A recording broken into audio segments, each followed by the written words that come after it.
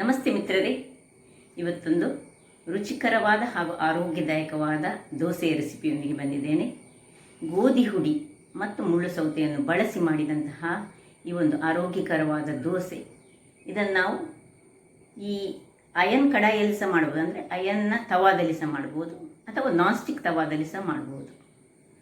ಬಹಳ ಆರೋಗ್ಯಕ್ಕೆ ಉತ್ತಮವಾದದ್ದು ಹಾಗೂ ಇನ್ಸ್ಟೆಂಟಾಗಿ ಮಾಡುವಂತಹದ್ದು.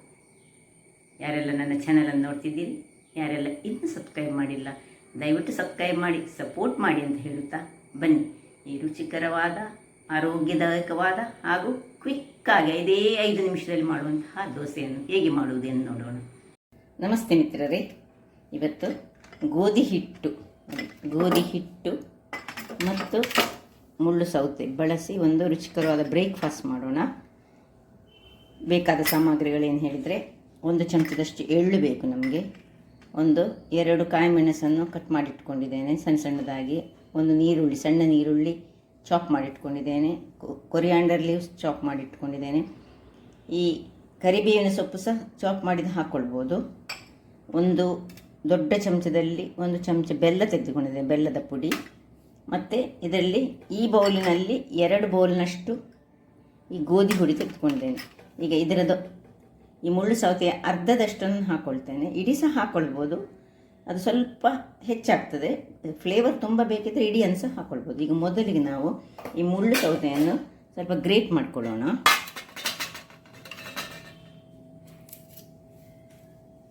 ನೋಡಿ, ಇಂಥ ಊರಿನ ಮುಳ್ಳು ಸೌತೆ ಆದರೆ ಇದು ಊರಲ್ಲ, ಘಾಟಿ ಮುಳ್ಳು ಸೌತೆ. ಇದರಲ್ಲಿ ಅಷ್ಟು ಕಹಿ ಬರೋದಿಲ್ಲ ಈ ಕಲರಿದ್ದು.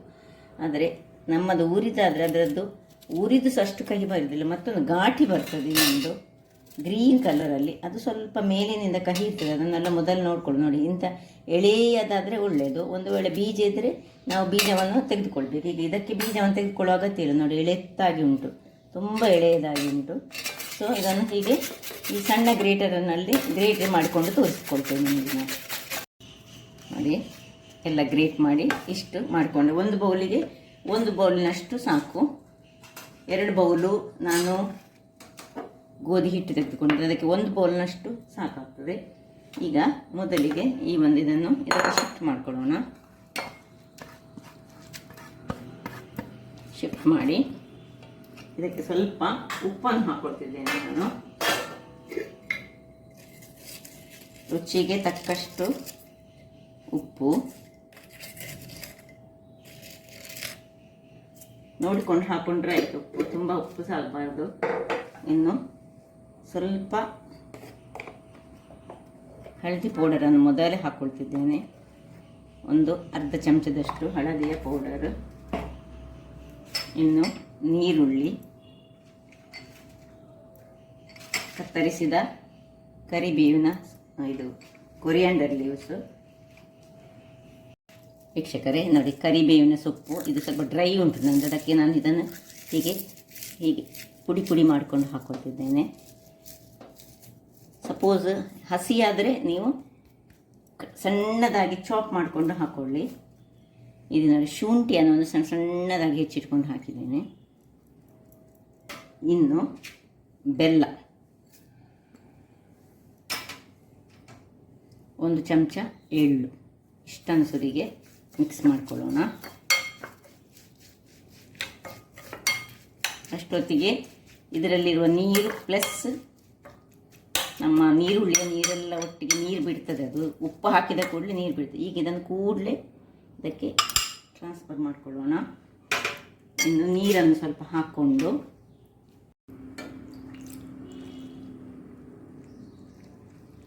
ಎಷ್ಟು ನೀರು ಬೇಕಷ್ಟು ನೀರು, ಸ್ವಲ್ಪ ತೆಳುವಲ್ಲಿ ನಾವು ದೋಸೆ ಹೊಯ್ತಿದ್ದೇವೆ. ಈಗ ಇನ್ನು ಕೈಯಲ್ಲಿ ಚೆನ್ನಾಗಿ ಕಲರಿಸಿಕೊಳ್ಳೋಣ.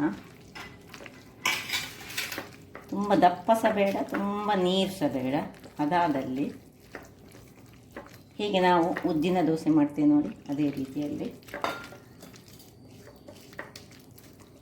ಅದಕ್ಕೇನು 5 ನಿಮಿಷದಲ್ಲಿ ಇಡಬೇಕಂತ ಏನಿಲ್ಲ, ಕೂಡಲೇ ಮಾಡುವಂಥದ್ದು, ಇನ್ಸ್ಟೆಂಟಾಗಿ ಮಾಡುವಂತಹ ಇದೊಂದು ದೋಸೆ. ರುಚಿಕರವಾಗಿ ಸಹ ಬರ್ತದೆ, ಆರೋಗ್ಯಕ್ಕೆ ಸಹ ಒಳ್ಳೆಯದು. ಸ್ವಲ್ಪ ಕೆಲವರು ಹೇಳ್ತಾರೆ ಗೋಧಿ ಹೀಟ್ ಅಂಶ ಅಂತ, ಅದಕ್ಕೆ ಈ ಮುಳ್ಳು ಸೌತೆ ಸೇರಿದರೆ ಬಹಳ ಚೆನ್ನಾಗಿ ಬರ್ತದೆ. ಚೂರು ನೀರು ಮಾಡಿ ಕನ್ಸಿಸ್ಟೆನ್ಸಿ ತೋರಿಸ್ತೇನೆ ನಾನು.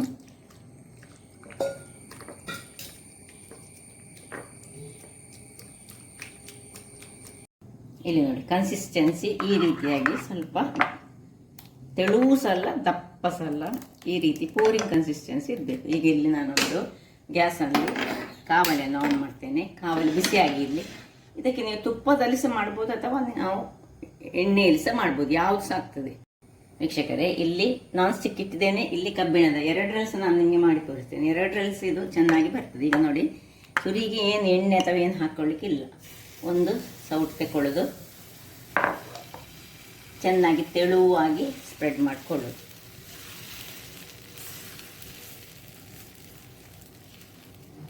ಇಲ್ಲಿ ನಾನ್ ಸ್ಟಿಕ್ಕಿಗೆ ಸಹ ಹಾಗೆ. ನಾನ್ ಸ್ಟಿಕ್ಕಿಗೆ ಮಾತ್ರ ಮೊದಲಿಗೆ ಸ್ವಲ್ಪ ತುಪ್ಪವನ್ನು ಸ್ವಲ್ಪ ನಾನು ಹೀಗೆ ಇದರಲ್ಲಿ ಹಾಕ್ಕೊಳ್ತೇನೆ. ಇಲ್ಲಿ ಇದನ್ನು ಮುಚ್ಚಬೇಕು. ಹಾಕಿದ ಕೂಡಲೇ ಮುಚ್ಚಿ ಮತ್ತೆ ಇದರ ಮೇಲೆ ತುಪ್ಪವನ್ನು ಹಾಕ್ಕೊಳ್ಬೇಕು. ಇಲ್ಲಿ ನೋಡಿ, ಎಷ್ಟು ತೆಳುವಲ್ಲಿ ನಿಮಗೆ ಆಗ್ತದೆ ಅಷ್ಟು ತೆಳುವಲ್ಲಿ ರೌಂಡ್ ಶೇಪಲ್ಲಿ ಮಾಡಿಕೊಂಡು ಮೇಲೆ ಸಹ ಸ್ವಲ್ಪ ತುಪ್ಪವನ್ನು ಹಾಕ್ಕೊಂಡು ನೋಡಿ ರೌಂಡ್ ಕೊಡಿ. ಚೆನ್ನಾಗಿ ಬರ್ತದೆ. ಈಗ ಇದರ ಮೇಲೆ ಸ್ವಲ್ಪ ತುಪ್ಪ ಹಾಕೊಳ್ಳೋಣ. ಸೇಮ್ ಅದರ ಹಾಗೆ ಮುಚ್ಚಳವನ್ನು ಮುಚ್ಚಿಕೊಳ್ಳೋಣ. ಮುಚ್ಚಳವನ್ನು ಮುಚ್ಚಿಕೊಂಡು ಬೇಯಿಸ್ಕೊಳ್ಳೋಣ. 1-2 ನಿಮಿಷಗಳ ಬಳಿಕ ನೋಡಿ ಏನು ಚೆನ್ನಾಗಿ ಬಂದಿದೆ ನೋಡಿ. ಇದರ ಮೇಲೆ ಪುನಃ ಸ್ವಲ್ಪ ತುಪ್ಪವನ್ನು ಹಾಕೊಳ್ಳೋಣ. ತುಂಬ ತುಪ್ಪ ಬೇಕಂತಿಲ್ಲ. ಈಗ ನಾನು ಬೆಲ್ಲ ಹಾಕಿದ್ದೀನಲ್ಲ, ಸಪೋಸ್ ನಿಮಗೆ ಬೆಲ್ಲ ಬೇಡ ಅಂತಿದ್ದರೆ ಮೆಣಸಿನ ಪುಡಿ ಹಾಕಿ 1 ಚಮಚದಷ್ಟು, ಬೆಲ್ಲ ಸ್ಕಿಪ್ ಮಾಡಿ ಚಟ್ನಿ ಮಾಡಿ ತಿಂದರೆ ಸಾಕ್ತದೆ. ಇದು ಏನು ಚೆನ್ನಾಗಿ ಅದನ್ನು ಅಡಿಮೆ ಮಾಡ್ಕೊಳ್ಳೋಣ. ನಾನು ತೆಳುವಾದ ದೋಸೆ ಇಲ್ಲಿ ಸಹ ಹಾಗೆ ಇದೀಗ ರೆಡಿಯಾಗಿದೆ. ಇದನ್ನು ಸಹ ಇದರ ಮೇಲೆ ಮೊದಲೇ ನಾನು ತುಪ್ಪ ಹಾಕ್ಕೊಂಡಿದ್ದೇನೆ. ಹಾಕ್ಕೊಂಡು ನೋಡಿ, ತುಪ್ಪ ಇನ್ನೂ ಸಹ ಹಾಗೆ ಉಂಟು. ಕಬ್ಬಿಣದ ಕಾವಲಿ ಆದರೆ ಕಲರ್ ಸ್ವಲ್ಪ ಇಲ್ಲಿ ಕಪ್ಪು ಕಲರಲ್ಲಿ ಬರ್ತದೆ. ಇಲ್ಲಿ ನೋಡಿ, ಇದಾದರೆ ನಾನ್ ಸ್ಟಿಕ್. ಕಬ್ಬಿಣ ಮಾತ್ರ ಆರೋಗ್ಯಕ್ಕೆ ಬಹಳ ಉತ್ತಮ. ಇಲ್ಲಿ ನೋಡಿ ಆಯಿತು ನೋಡಿ, ಇಷ್ಟು ಚೆನ್ನಾದ ಒಂದು ದೋಸೆ ರೆಡಿ ಆಯಿತು. ಏನಿಲ್ಲ, ಇನ್ಸ್ಟೆಂಟಾಗಿ 10 ನಿಮಿಷದಲ್ಲಿ ಮಾಡುವಂತಹದ್ದು. ಇಲ್ಲಿ ಇದು ರೆಡಿ ಆಯಿತು. ಇದನ್ನು ಬೇಕಿದ್ರೆ ನೀವು ಇನ್ನೂ ಸಹ ಹೆಚ್ಚು ಕಾಯಿಸ್ಕೊಳ್ಬೋದು, ಕಾಯಿಸ್ಕೊಳ್ಳಲು ಸಹ ಮಾಡ್ಬೋದು. ಅದೇ ರೀತಿ ಇಲ್ಲಿ ನಾನ್ ಸ್ಟಿಕ್ ಹಾಕುವಾಗ ಮಾತ್ರ ಸುರಿಗೆ ಏನು ತುಪ್ಪ ಗಿಪ್ಪ ಏನು ಹಾಕ್ಕೊಳ್ಳಿಕ್ಕಿಲ್ಲ. ಸಣ್ಣದು ಸಹ ಮಾಡ್ಬೋದು, ಬೇಕಿದ್ರೆ ನೀವು ದೊಡ್ಡದು ಸಹ ಮಾಡ್ಬೋದು, ಸಣ್ಣದು ಮಾಡ್ಬೋದು. ಸಣ್ಣದಾಗಿ ಮಕ್ಕಳಿಗೆ ಮಾಡಿ ಸಹ ಕೊಡ್ಬೋದು. ತೆಳುವಲ್ಲಿಯೇ ಮಾಡಿದರೆ ಬಹಳ ಚೆನ್ನಾಗಿ ಬರ್ತದೆ. ಮೇಲೆ ಸ್ವಲ್ಪ ತುಪ್ಪವನ್ನು ಹಾಕ್ಕೊಳ್ಳೋದು. ತುಪ್ಪ ಸಾಕ್ತದೆ, ಎಣ್ಣೆ ಸಾಕ್ತದೆ, ಯಾವ ಸಹ ಆಗ್ತದೆ ನೋಡಿ. ಸ್ವಲ್ಪ ಹಾಕಿದರೆ ಅದು ಏನು ಅದರಲ್ಲಿ ಕರಗುವುದಿಲ್ಲ. ಮುಚ್ಚಳವನ್ನು ಮುಚ್ಚಿ ಬೇಯಿಸ್ಕೊಳ್ಳೋದು. ಇದು ಕಬ್ಬಿಣದ ಕಾಸು ರೆಡಿ ಆಯಿತು. ಇದನ್ನು ಸಹ ತೆಗೆದುಕೊಳ್ಳೋಣ. ನೋಡಿ ಏನು ಚೆನ್ನಾಗಿ ಬಂತು ನೋಡಿ. ನೋಡಿದ್ರಲ್ಲ ವೀಕ್ಷಕರೇ, ಒಂದು ಸುಲಭ ರೀತಿಯಲ್ಲಿ ಇನ್ಸ್ಟೆಂಟಾಗಿ ದೇಹಕ್ಕೆ ಆರೋಗ್ಯವನ್ನು ಕೊಡುವಂತಹ ಒಂದು ಮುಳ್ಳು ಸೌತೆಯ ದೋಸೆ. ಅಂದರೆ ಮುಳ್ಳು ಸೌತೆಗೆ ನಾವು ಅಕ್ಕಿ ಕಡಿಲಿಕ್ಕಿಲ್ಲ, ಏನಿಲ್ಲ. ಅಕ್ಕಿ ಕಡ್ದು ಸಹ ಮಾಡುವಂಥ ದೋಸೆ ಉಂಟು. ಇದೀಗ ಗೋಧಿಯ ಹುಡಿಯನ್ನು ಉಪಯೋಗಿಸಿ ಮಾಡಿದಂತಹದ್ದು. ಹಾಗಾದರೆ ನನ್ನ ಈ ಕುಕಿಂಗ್ ಚಾನಲ್ ನಿಮಗೆ ಇಷ್ಟ ಆದರೆ ಬೋಳೂರು ಸುವರ್ಣ ಚಾನಲನ್ನು ಲೈಕ್ ಮಾಡಿ, ಶೇರ್ ಮಾಡಿ ಹಾಗೂ ಸಬ್ಸ್ಕ್ರೈಬ್ ಮಾಡಿ ಹಾಗೂ ನನ್ನ ಇನ್ಸ್ಟಾಗ್ರಾಮ್ ಪೇಜನ್ನು ಫಾಲೋ ಮಾಡಿ. ಧನ್ಯವಾದಗಳು.